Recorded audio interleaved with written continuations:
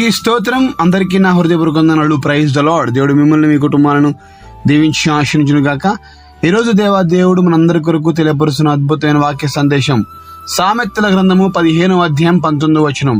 యథార్థవంతుల త్రోవ రాజ్య మార్గము. దేవునికి సమస్త మహిమ కలుగును గాక. ఆమెన్. ఈ వాగ్దానం మనందరి జీవితంలో నెరవేర్చబడును గాక. ఆమెన్.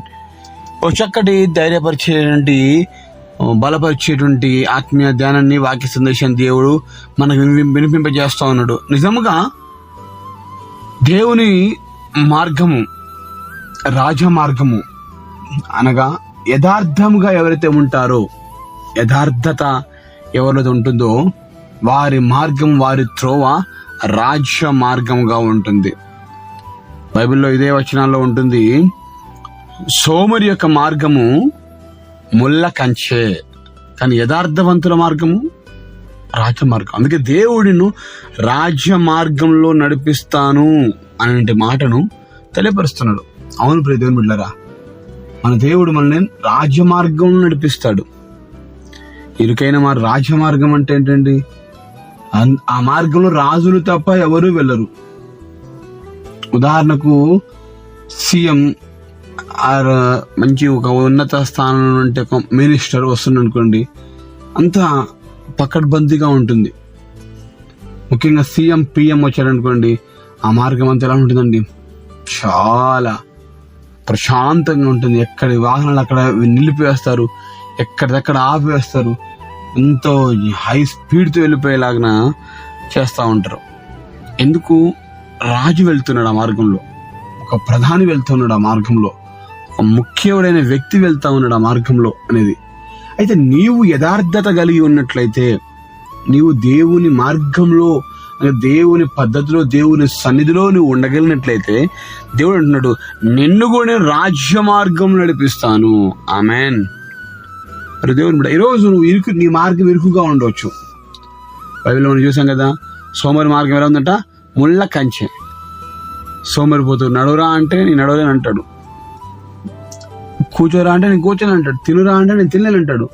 వాడు నోట్లో పెట్టినా కూడా సోమరి అంటే ఎట్లా ఉంటాడంటే నేను మింగలేకపోతున్నాను. అయితే మరి అలాంటి వాడికి మింగలేకపోతే ఏం చేయగలుగుతారండి సోమరికి? అందుకే వాడి మార్గం ముళ్ళ కంచె. వాడు సోమరుడు బయటకు వెళ్ళాడు, అమ్మో ముళ్ళున్నాయి, ముళ్ళు ఏమి ఉండవు కానీ అమ్మ ముళ్ళున్నాయి అని చెప్పేసి కంచె ఉన్నది, కూర్చుకుంటే నడవలేను అని అంటూ ఉంటారు. కానీ దేవుడు చెప్తున్నాడు, యథార్థంగా ఉండు బిడ్డ, సోమరి వల్లే కాకు, నీతిగా బ్రతుకు, నన్ను ఆశ్రయించు, అప్పుడు నీ మార్గము రాజమార్గంగా మారుస్తాను. వెళ్తున్న త్రోవలో ఒకవేళ నీ మార్గము చాలా ఇరుకుగా ఉండొచ్చు. దేవుడు చెప్తున్నాడు, ఇరుకులో విశాలత కలిగజేస్తున్నాడు. నీవు ఆయనతో, ఆయన వైపు, ఆయనలా జీవించగలిగినట్లయితే, ఆయనతో నడవగలిగినట్లయితే, ఆయన వల్ల నువ్వు మారినట్లయితే, దేవుడు తప్పక నీ మార్గాన్ని రాజులు వెళ్ళే మార్గంగా చేస్తాడు. దేవునికి స్తోత్రం. హల్లెలూయా. మనం గమనించవచ్చు, యోసేపు తన జీవితం అంతా కూడా ఎంతో కష్టమును, బాధను, సమస్యను అనుభవించాడు. ఇరుకులో ఉన్నాడు, ఇబ్బందుల్లో ఉన్నాడు. ఆయన మార్గం అంతా కూడా ఒంటరితనమే. తల్లిదండ్రులు లేరు, అన్నలు లేరు, ఒంటరి వాడైపోయాడు, బానిసగా వెళ్ళిపోయాడు, జైల్లో వేయబడ్డాడు. ఒంటరి మార్గం. దేవుని కొరకు యథార్థంగా జీవించాడు. యథార్థత, తన భక్తిని నిరూపించుకున్నాడు, నిజాయితీ కలిగి ఉన్నాడు, నీతిగా బ్రతికాడు. ఏం చేసిన దేవుడు? రాజమార్గంగా అప్పటిదాకా జైల్లో ఉన్న వ్యక్తిని తీసుకుని వచ్చి ఆ దేశానికి దేవుడు రాజుగా నియమించాడు. దేవునికి సమస్తమేమో కలుగును గాక. ఆమెన్. ఈ మార్గాన్ని దేవుడు రాజమార్గంగా చేస్తాడు. ఇప్పటిదాకా ఒంటరితనంతో ఉండొచ్చు, బాధలో ఉండొచ్చు, కానీ బాధపడకు, భయపడకు. నీ వాళ్ళే నిన్ను ఒంటరిగా చేయవచ్చు. నీతో ఉన్నవారే, నీ రక్త సంబంధికులు, తోడబుట్టిన వారే నిన్ను అనాథగా చేయవచ్చు. బాధపడకు. దేవుడు నిన్ను అలా వదిలిపెట్టడు. నిన్ను రాజమార్గం నడిపిస్తాడు. రాజులు వెళ్లే విధంగా నేను చేస్తాడు. నీ ఇంటికి రాజులు వచ్చే విధంగా చేస్తాడు. నీవే ఒక మంచి స్థానంలో ఉండేలాగా దేవుడు చేస్తాడు. ఇంత గొప్ప మాట అండి ఈరోజు దేవుడికి తెలియపరుస్తున్నాడు. ఎందుకు భయపడతావు? భయపడమాకు, ధైర్యంగా ఉండు, సంతోషంగా ఉండు. ఆయన మాట ఇస్తే తప్పే దేవుడు కాదు. ఆయన మాటను ఖచ్చితంగా నెరవేర్చే దేవుడు. ఈరోజు నీ సమస్య ఏంటి, నీ బాధ ఏంటి, నీ బాధ ఏదైనా కూడా ప్రతిరోజు దేవుడితో మాట్లాడుతున్నాను, ఈ రోజు కూడా దేవుడితో మాట్లాడుతున్నాను. నీ సమస్య ఏదైనా కూడా ఆయన నన్ను రాజమార్గంలో నడిపిస్తానంటున్నాను. ఒకరోజు ఉన్నతమైన స్థానం తీసుకెళ్తాను. ఈ రోజు కష్టంగా ఉండొచ్చు, కానీ నా దేవుడు ఒకరోజు మంచి స్థానం తీసుకెళ్తాడని నిరీక్షణ నాకున్నది.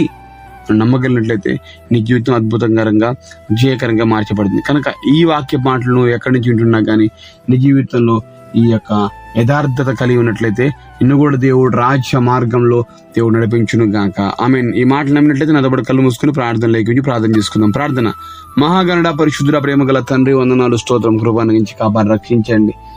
ఈరోజు ఈ నా మాటలు అయ్యా తను మాకు వినిపింపజేశారు. వందనాలు చెల్లిస్తాం తండ్రి. నిజంగా మీరు మాట్లాడిన మాట అద్భుతమైనది, శ్రేష్టమైనది, మమ్మల్ని బలపరిచేది. ఇగో ప్రభా, మా ఒంటరితనం, మా కష్టం, మా బాధ, మా సమస్య, మా ఎరుకు, ఇబ్బంది నుంచి మాకు విడుదల దయచేసి వేడుకుంటున్నాం ప్రభా. కనుక నుంచి కాపాడి రక్షించి స్థిరపరిచి బలపరిచి ఆశీర్వించి నాజరేయుడైన యేసు శ్రేష్టమైన కృతజ్ఞతతో అడిగి వేడుకొని పొందుకుంటున్నాం మా ప్రియ పరలోకమైన తండ్రి. ఆమేన్.